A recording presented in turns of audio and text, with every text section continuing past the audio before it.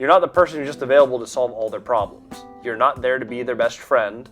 You're not their handyman. You are, in fact, the landlord. You need to treat it like a business relationship. The biggest expense you're likely going to look at as a landlord outside of buying a building is going to be the loss from vacancy. I've had multiple people I've worked with who delay forever on renovating a unit because they don't want to spend the money. They don't realize how much they lose. So we're going to go into a whole video on how you find great tenants who are going to respect your space and how you keep them. Welcome back to the channel. I'm Christian, and let's dive right into the tenants. If you haven't yet, please like and subscribe, and here we go. When you're looking for great tenants, you need to have a great screening process. I'm going to start right there for this video. Your screening process is very simple. You want to make sure they have great credit, that you understand their criminal history. Hopefully they have none, but there's stuff that you may or may not be willing to work around, but you need to know who you are renting to. Do they have a history of paying their rent? And is their monthly income at least 3 times the rent? That is what we use. That tells me they can comfortably afford the rent and have an ability to live without getting pinched. When we've made any compromises on any of these, I've regretted it almost every single time. I've rented to someone with no rental history, and that may be something that you're open to. They were in their 50s, they had owned their house previously.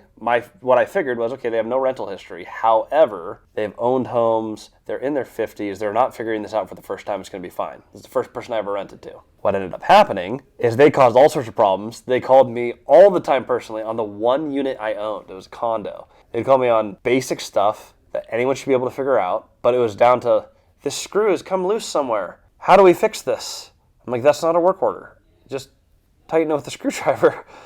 Those things will happen if you don't do screening. Now, that's a really fun example. That same group, they were actually law enforcement out of Florida in the past. I figured that would be really good to have. I'm like, oh, they're probably good law-abiding citizens. They started an argument with people outside the unit who responded by throwing a brick through my window, which I had to then go clean up. So how do you avoid these things? Well, the screening process is everything. However, it's not going to be perfect every time. You will get, and we manage, I want to say it's about 200 people that we currently provide housing for, either ours or people we manage for in our property management company, Multifamily Property Management LLC, the most creative name in the game. But when we're doing this, sometimes you screen, they pass everything, and it's still a nightmare. Your ability to limit that is everything. So how do you limit the problems you have? First of all, I recommend having a great team and not be the one on the end of the phone when you have tenant complaints. There are services that handle just the maintenance request. You can hire a great property manager, but if you're getting started, it's probably going to be you for your first 10 to 15 units. Create a habit of being very responsive, but not hyper responsive to everything that comes in. If they're calling you about little stuff, just wait 5 or 10 minutes before you respond. Don't always pick up the phone immediately unless it's an emergency, which you can always message immediately back. If this is an emergency, please call 911 or shoot me a text. I'm in a meeting right now. Basic things like that where you're quick to respond, you do your maintenance request, but when disaster hits because that one screw is loose, you're not the person who's just available to solve all their problems. You're not there to be their best friend. You're not their handyman. You are, in fact, the landlord. You need to treat it like a business relationship. Your responsibilities: provide a clean, safe environment that if you were in their exact same situation, you would be more than happy to rent. That doesn't mean you only rent places that are Class A because you love living in Class A properties. This is saying, hey, if you're renting to entry-level housing, if I was starting in housing in their situation, would I be comfortable living here? If you say yes, awesome. Treat those places like you want to live. You'll find that you get, 1, less maintenance requests because you just end up taking better care of the property. But 2, you get people who love living there who stay there over time, which really gets into the finances now. It costs so much money to have a vacancy. Let's say rent, and this is low for a lot of places now in the US, but let's say it's $1,000 a month. People will not spend $3,000 to turn a unit. I've seen this happen, and they've left it vacant for 6 months, losing $6,000 of revenue.